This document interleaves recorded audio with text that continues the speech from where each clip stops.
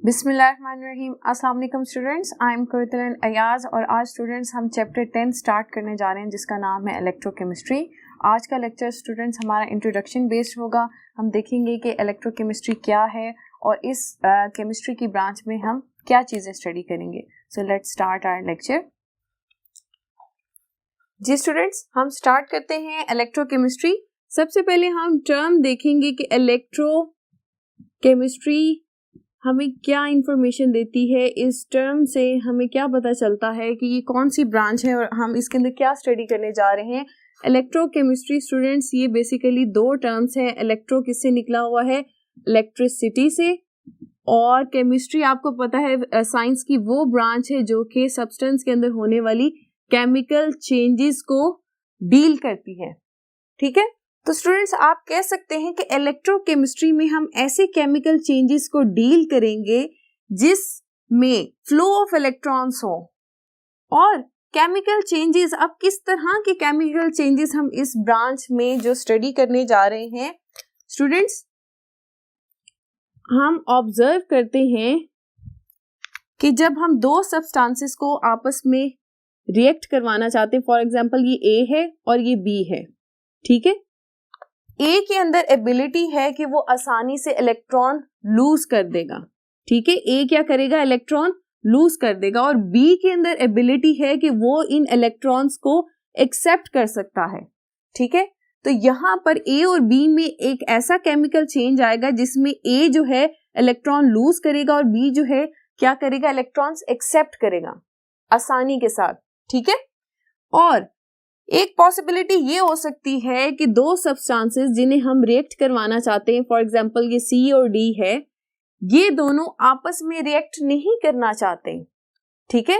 या आप कह लें कि नॉर्मल कंडीशंस में सी जो है वो अपने इलेक्ट्रॉन्स लूज नहीं करेगा, ठीक है।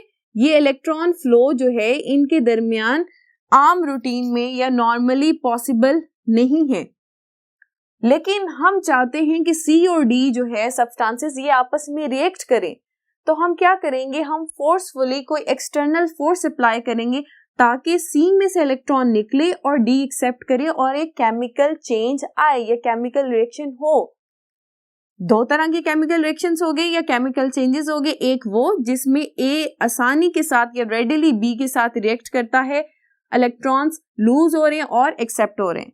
जबकि सी और डी ऐसा केमिकल रिएक्शन है जिसको प्रोसीड करने के लिए हमें कोई एक्सटर्नल एड की जरूरत है। हम इलेक्ट्रिसिटी सप्लाई करेंगे ताकि ये सी और डी आपस में रिएक्ट कर सके, ठीक है। तो स्टूडेंट्स अब दो केमिकल चेंजेस हो गए जिन्हें इलेक्ट्रोकेमिस्ट्री डील कर रही है। एक वो जिनके अंदर इलेक्ट्रिसिटी प्रोड्यूस होगी। इलेक्ट्रिसिटी का क्या मतलब होता है? Flow of electrons. Electricity is produced, जबकि दूसरे केमिकल रिएक्शंस कौन से हैं जिनमें electricity is used to proceed a chemical reaction। यानी केमिकल रिएक्शन को करने के लिए हमने इलेक्ट्रिसिटी इस्तेमाल की है।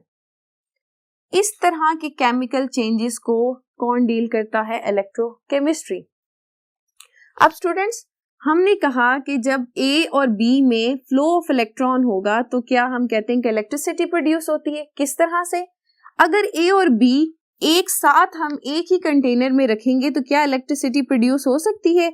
ए और बी ये दोनों एक साथ हैं, ए ने इलेक्ट्रॉन रिलीज किए और बी ने इलेक्ट्रॉन जो है एक्सेप्ट कर लिए, तो क्या ये इलेक्ट्रिसिटी प्रोड्यूस हुई है? नहीं। इलेक्ट्रिसिटी क्या है? That is flow of electrons. अगर स्टूडेंट्स हम ए और बी को अलग कर दें एक वायर के थ्रू, फिर क्या होगा?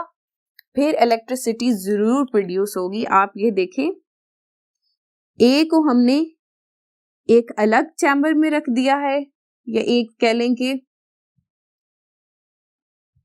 इस तरह से ए और बी को हमने सेपरेट कर दिया है, दो डिफरेंट वेसल्स में रख दिया है। अब हमने इनको एक वायर के थ्रू अटैच कर दिया है, ठीक है। अब क्या होगा? ए जो इलेक्ट्रॉन रिलीज करेगा वो इस वायर के थ्रू ट्रेवल करते हुए बी में एड अप होते जाएंगे, ठीक है।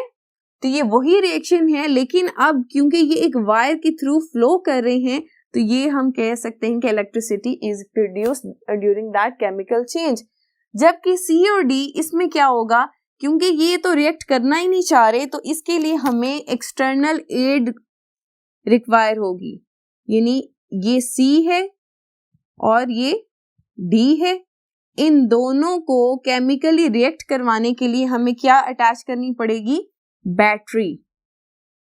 बैटरी क्या सप्लाई करेगी, इलेक्ट्रिक करंट, और वो इलेक्ट्रिक करंट जब सी में से इलेक्ट्रॉन खींचेगा तो ये इलेक्ट्रॉन्स जो हैं वो डी को सप्लाई होंगे और इस तरह से केमिकल रिएक्शन सी और डी के दरमियान पॉसिबल होगा। यानी हमने इलेक्ट्रिक एनर्जी को यूज किया केमिकल एनर्जी में कन्वर्ट करने के लिए। ठीक है स्टूडेंट्स, यहां तक समझ आ गई। अब स्टूडेंट्स आप एक चीज सोचेंगे, ऐसे कौन से केमिकल रिएक्शंस हैं जिनमें इलेक्ट्रॉन एक सब्सटेंस में से रिमूव होता है और दूसरे में एड अप होता है। तो आपको याद हो तो इस तरह के रिएक्शंस को हम क्या कहते हैं, they are the redox reactions. Redox reactions में क्या इन्वॉल्व है, ऑक्सीडेशन और रिडक्शन। ऑक्सीडेशन स्टूडेंट्स हम किसे कहेंगे, रिमूवल ऑफ इलेक्ट्रॉन, और रिडक्शन हम इस किसे कहते हैं, एडिशन ऑफ इलेक्ट्रॉन्स।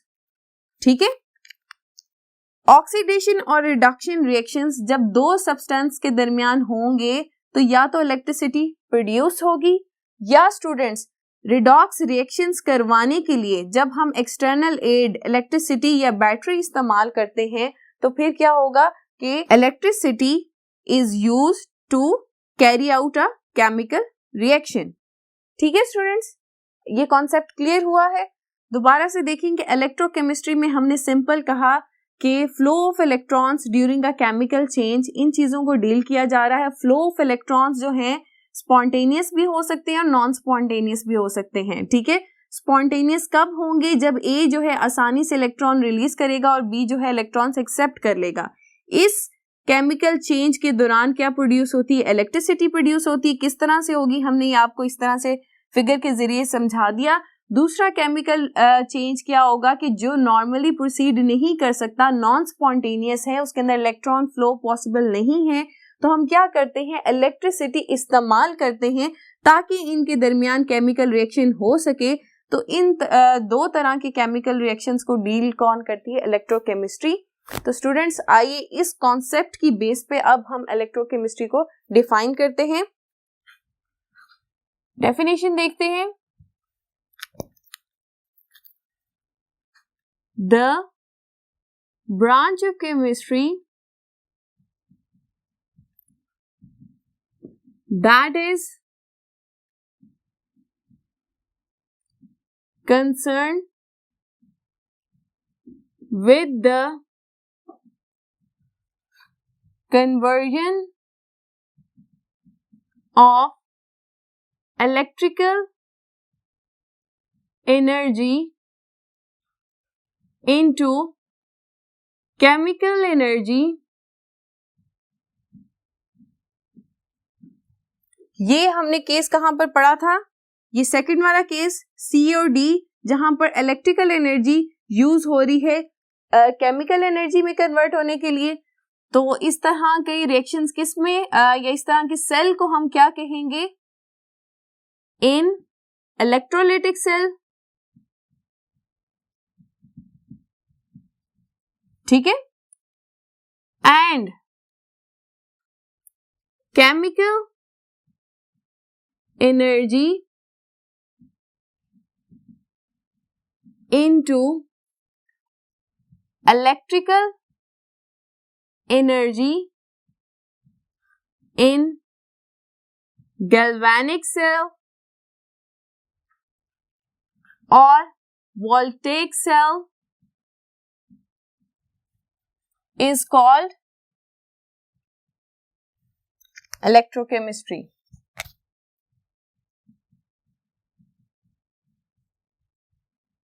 ठीक है स्टूडेंट्स, ये देखें जो हमने सेकंड बात की है कि chemical energy converted into electrical energy, इस तरह के सेल को हमने यहाँ पर क्या नाम दिया है, गैल्वेनिक सेल। अब आप ये देख सकते हैं ये जो हमने सेटअप किया था कि हमने दोनों सब्सटेंसेस को सेपरेट कर दिया था, तो इसको हम क्या कहेंगे, that is our galvanic cell, जिसे हम वोल्टेइक सेल भी कहते हैं।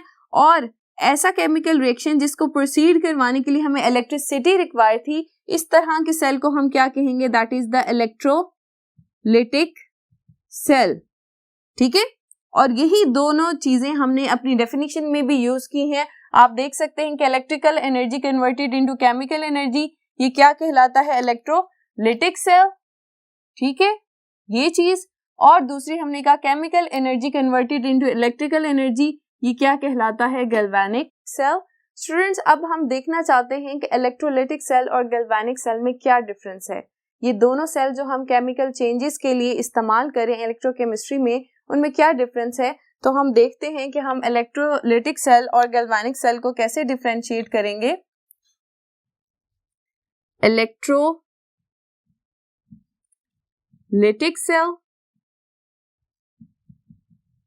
ठीक है, और दूसरी तरफ हमारे पास क्या आ जाएगा, गैल्वेनिक सेल, जिसे हम वोल्टेइक सेल भी कहते हैं, वोल्टेइक सेल।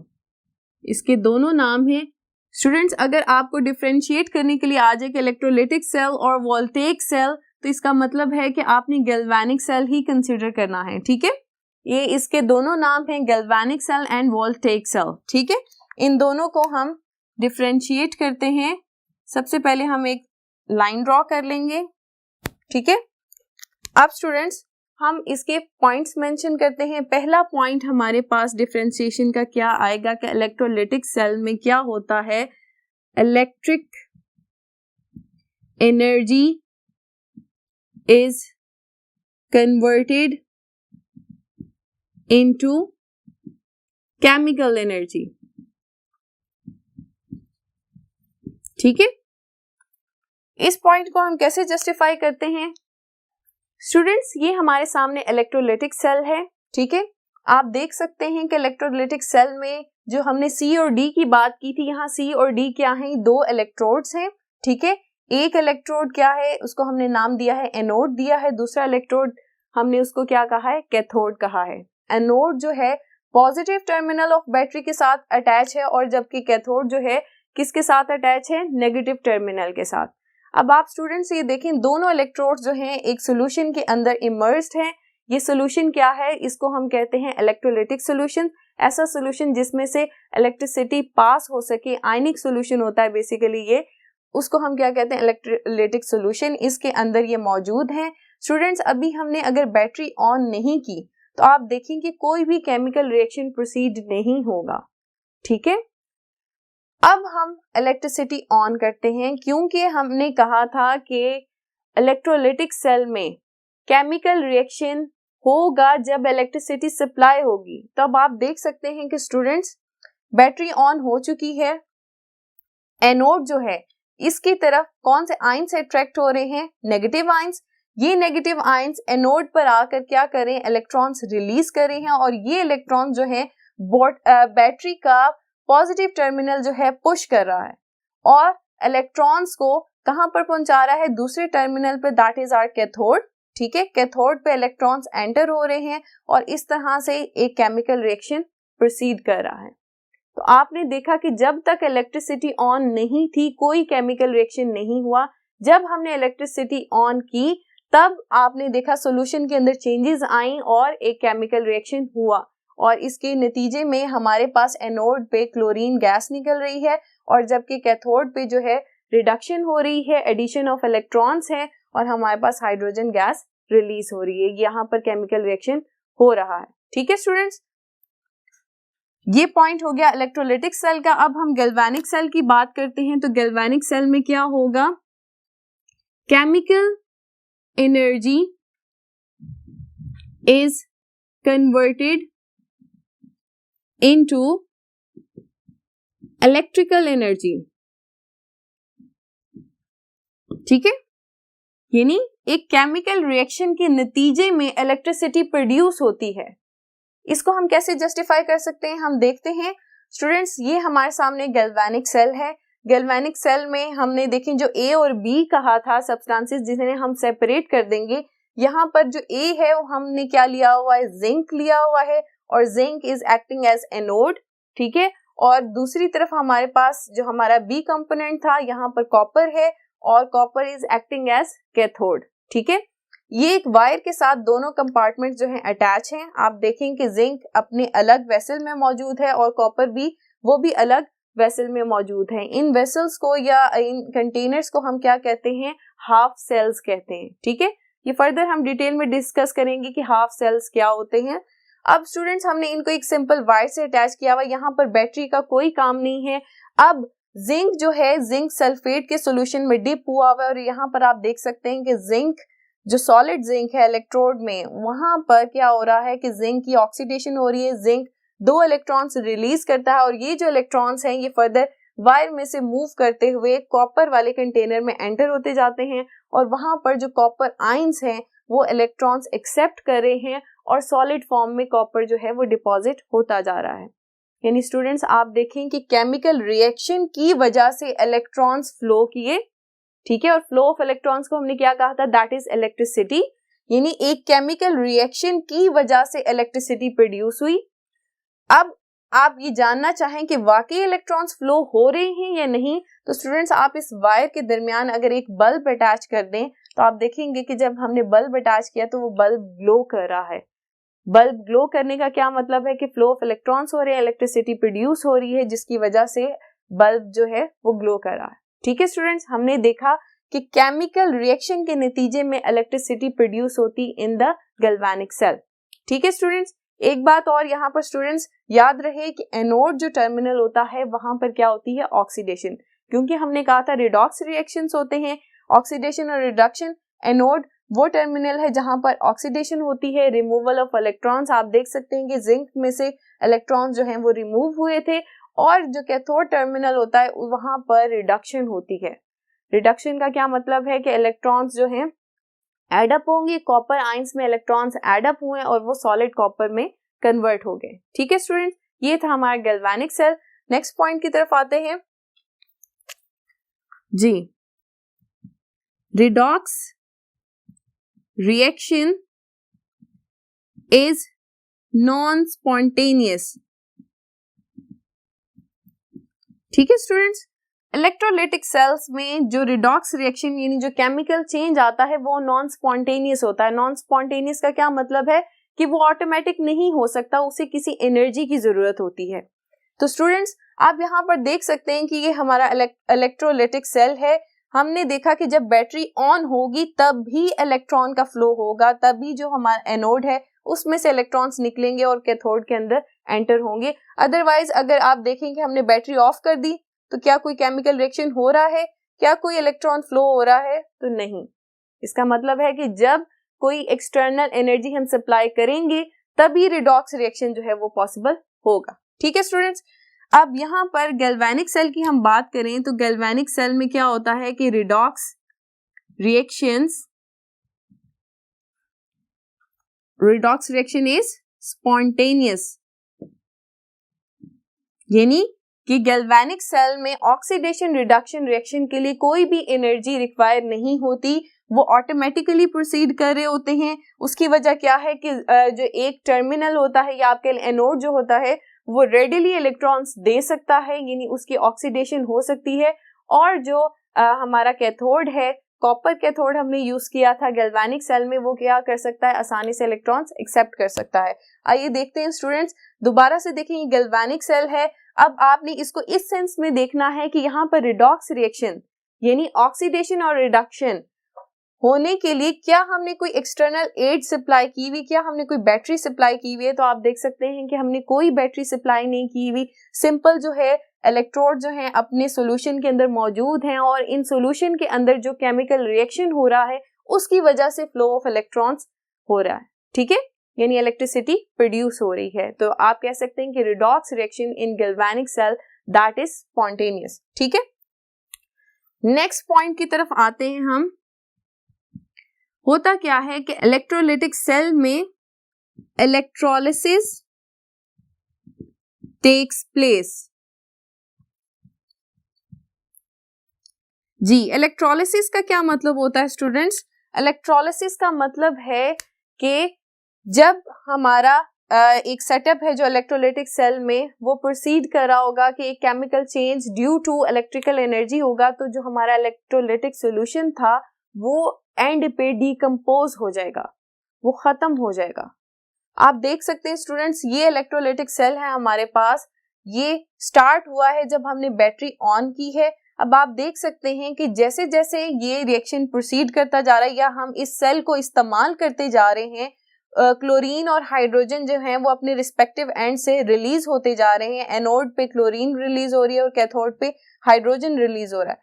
एक टाइम आएगा कि जब ये इलेक्ट्रोलाइटिक सॉल्यूशन जो है ये सारा का सारा जो है डिकम्पोज हो जाएगा और फर्दर हमारे पास कोई भी प्रोडक्ट्स क्लोरीन और जो हाइड्रोजन है वो रिलीज नहीं होंगी। तो ये इसके अंदर हम इलेक्ट्रोलाइटिक सेल में क्या कह सकते हैं कि इलेक्ट्रोलिसिस हो रही होती, डिकम्पोजिशन ऑफ इलेक्ट्रोलाइटिक सॉल्यूशन है।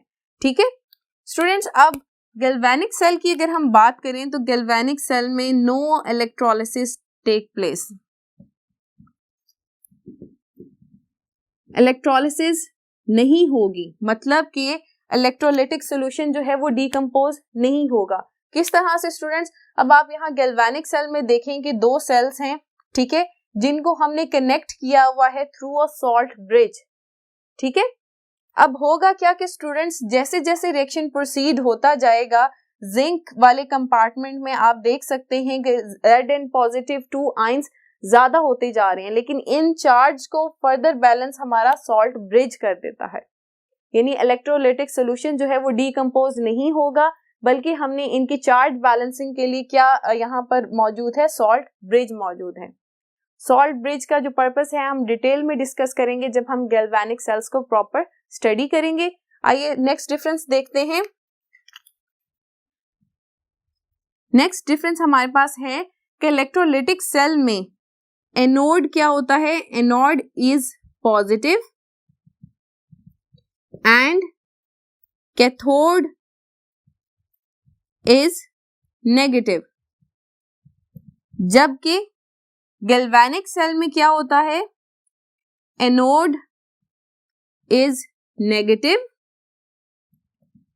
And cathode is positive. ठीक है, अब आप देखेंगे एनोड पॉजिटिव है इलेक्ट्रोलाइटिक सेल में, कैथोड नेगेटिव है, जबकि गैल्वेनिक सेल में एनोड नेगेटिव है और कैथोड क्या है, पॉजिटिव है। याद रहे स्टूडेंट्स, दोनों केसेस में एनोड पे, यहां पे भी एनोड पे ऑक्सीडेशन ही हो रही है और यहां पर भी एनोड पे ऑक्सीडेशन ही है। लेकिन फिर किस तरह से गैल्वेनिक सेल का एनोड जो है वो नेगेटिव है, जबकि इलेक्ट्रोलाइटिक सेल का जो एनोड है वो पॉजिटिव है? इसको क्लियर करने के लिए हम फिगर से देखते हैं। स्टूडेंट्स, यहाँ पर आपके पास दोनों सेल्स मौजूद हैं, इलेक्ट्रोलाइटिक सेल भी है और गैल्वेनिक सेल भी है। सबसे पहले हम इलेक्ट्रोलाइटिक सेल को अगर देखें तो यहाँ पर एनोड पे क्या हो रहा है कि इलेक्ट्रॉन्स जो हैं वो लूज कर रहा है क्लोरीन, क्लोराइड एटम जो है वो एनोड पर आकर इलेक्ट्रॉन्स लूज कर रहा है। इसका मतलब एनोड पे क्या हो रही है, ऑक्सीडेशन। ओके, यहाँ तक क्लियर हो गया।